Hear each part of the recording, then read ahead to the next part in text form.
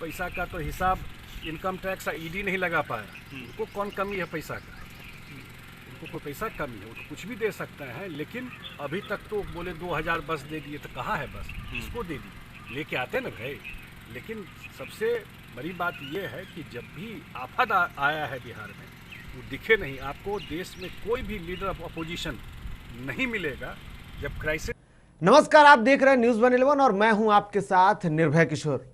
Corona काल में बिहार में राजनीति लगातार बढ़ती जा रही है और इस बार जो राजनीति हो रही है वो दरअसल लोगों की सेवा को लेकर के हो रही है। इस बार जो राजनीति हो रही है वो प्रवासी मजदूरों को लेकर के हो रही है, क्योंकि जिस तरीके से कोरोना कहर से बचाव को लेकर के जब देश में लॉकडाउन लागू हुआ तो जो प्रवासी थे वो जहां थे वहीं फंस गए।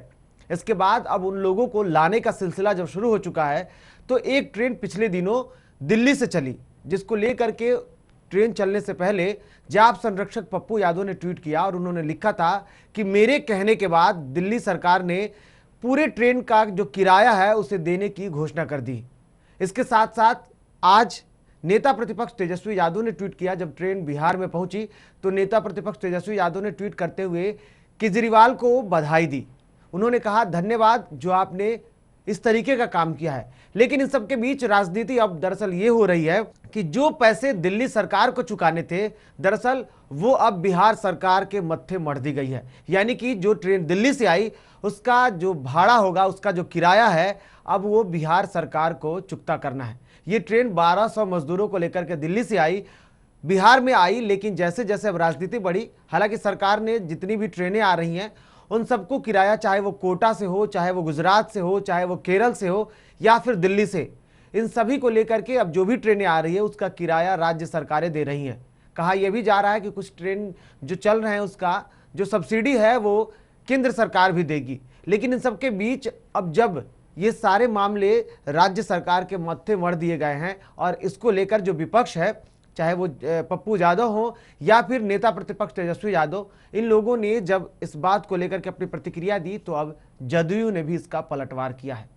जदयू के नेता संजय झा ने खुद इस बात को लेकर के कहा है कि कौन ऐसा नेता होगा, कौन ऐसा जनप्रतिनिधि होगा जब विपदा की इस घड़ी में अपने लोगों के साथ नहीं खड़ा होगा।